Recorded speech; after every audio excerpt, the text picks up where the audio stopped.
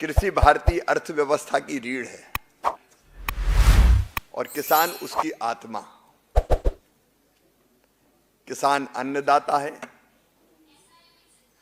किसान सब्जी दाता है, किसान फल दाता है, किसान जीवन दाता है और किसानों की सेवा हमारे लिए भगवान की पूजा है। ये मानकर ही हमारे यशस्वी प्रधानमंत्री श्रीमान नरेंद्र मोदी जी के नेतृत्व में किसानों की सेवा करने का विनम्र प्रयास हम कर रहे हैं। और सेवक के बारे में जब कहा जाए कि मुख्य अतिथि, तो बड़ा अजीब सा लगता है। यह अतिथि शब्द दूरियां पैदा कर देता है। आदरणीय मोहिनी जी, दिनेश जी, हम अतिथि नहीं, हम भी घर वाले ही हैं, परिवार वाले ही हैं। हम सब एक विशिष्ट लक्ष्य की पूर्ति के लिए काम कर रहे हैं।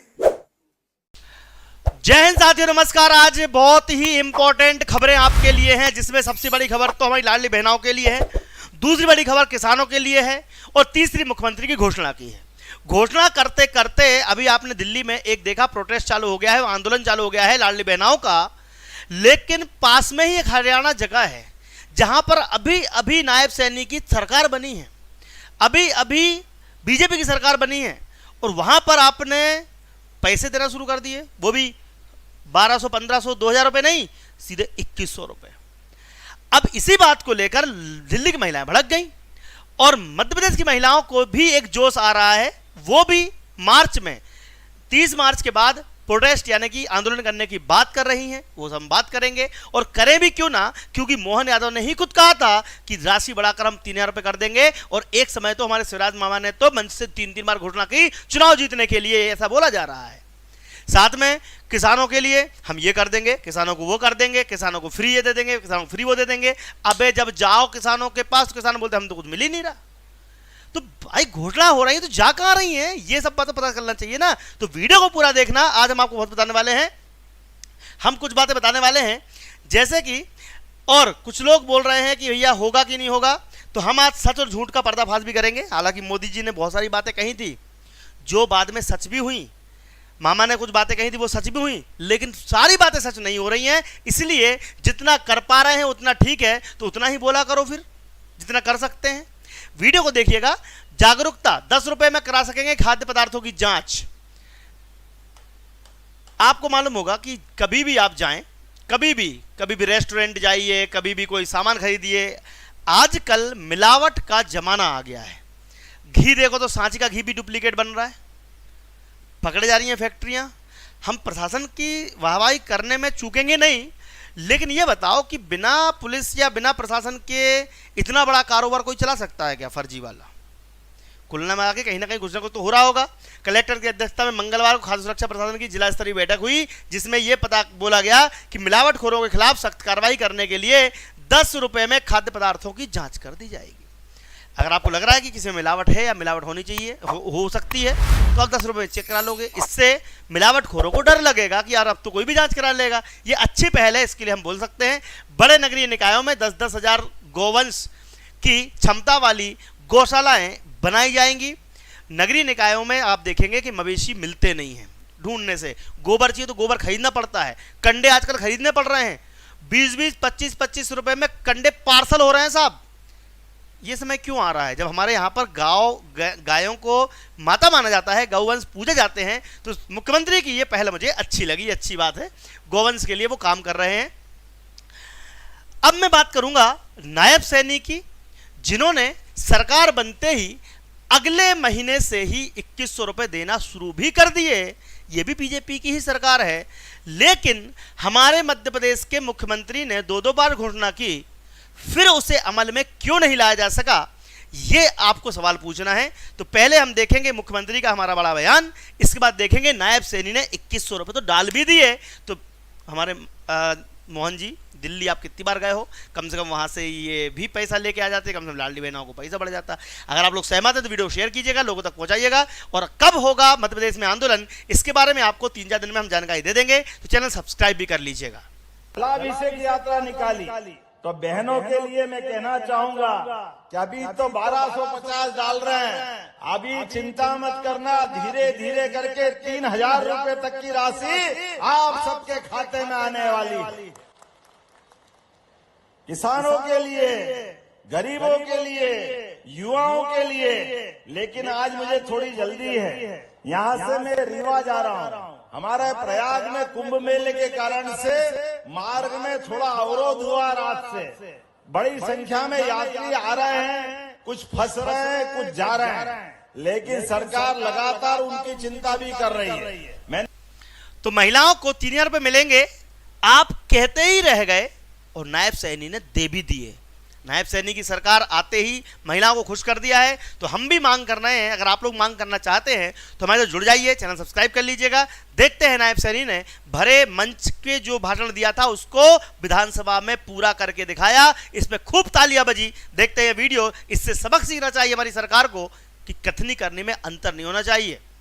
अध्यक्ष महोदय, हमने महिलाओं को प्रति माह 2100 रुपए की आर्थिक सहायता देने का संकल्प लिया था। इसे पूरा करने के लिए लाडली लक्ष्मी योजना को अंतिम रूप दिया जा रहा है। वित्त वर्ष 2025-26 में इसके लिए मैंने 5000 करोड़ रुपए का प्रावधान किया है।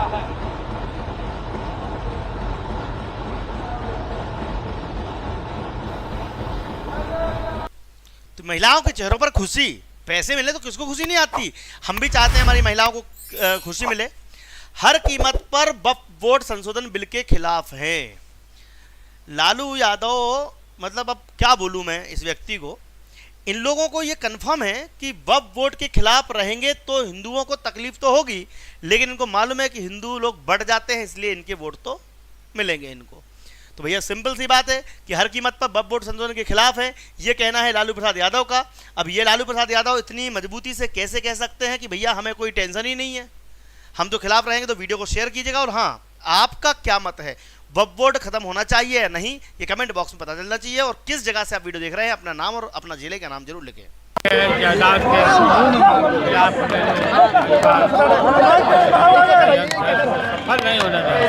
अरे भाई, विरोध सब लोग कर रहे हैं, आप लोग क्या एक ही चीज घुमा के पूछ रहे हैं। एक तो आवाज तुम्हारी ठीक से नहीं आ रही। जब इन्होंने कह दिया कि वक्फ बोर्ड का बिल जो लाया गया उसका विरोध कर रहे हैं, तो एक ही बात कितनी बार पूछना है। यहाँ इनका व्यक्तिगत होना इस अवस्था में और क्या दर्शाता है कि उस बिल के खिलाफ है, यही अपने आप में संदेश है। पहली बात तो यह है कि मतलब कितना बेवकूफ बनाया जा रहा है। कोर्ट के माध्यम से जमानत मिली हुई है सामने वाले को, इफ्तार पार्टी में घूम रहे हैं, खाना पीना हो रहा है, नाच गाना सब हो रहा है, लेकिन फिर भी कोर्ट ने संज्ञान नहीं लिया और ये व्यक्ति घूम घूम के बयानबाजी भी कर रहा है। और चारा घोटाला में फंसने के बाद इनको जमानत मिली कैसे गई? जनता का पैसा बर्बाद करने में सबसे ज्यादा तो हाथ इन मंत्रियों का ही है, क्योंकि ये लोग जानते हैं कि कैसे पैतरे से बाहर निकलना है। अगर आप लोग कुछ कमेंट करना चाहे लालू प्रसाद यादव पर करिएगा, लेकिन मामा लगातार किसानों के लिए उत्पादन बढ़ाने, लागत घटाने के प्रयोग जो कर रहे हैं वो बहुत जल्द सफल हों, ताकि हमारे किसानों को लाभ मिल सके। देखते हैं ये वीडियो, इसके बाद देखेंगे अगली बड़ी खबर। उत्पादन बढ़ाने के लिए किसान के पास लगाने की पूंजी भी हो, इसलिए किसान क्रेडिट कार्ड इस बार बढ़ा के 3 लाख से 5 लाख किसान क्रेडिट कार्ड पर मिलने वाली राशि की सीमा बढ़ाई है। तो ऐसे अनेकों प्रयत्न चल रहे हैं। लेकिन दूसरा लागत घटाना, उस पर प्रधानमंत्री किसान सम्मान निधि 6000 रुपया लघु और सीमांत किसान के लिए बड़ी राशि होती है। कई बार जरूरत पड़ जाए अचानक तो व्यापारी के पास, साहूकार के पास नहीं जाना पड़ता। और उर्वरकों पर, फर्टिलाइजर पर सब्सिडी अगर आप देखेंगे तो पिछले साल 2,54,000 करोड़ रुपया थी।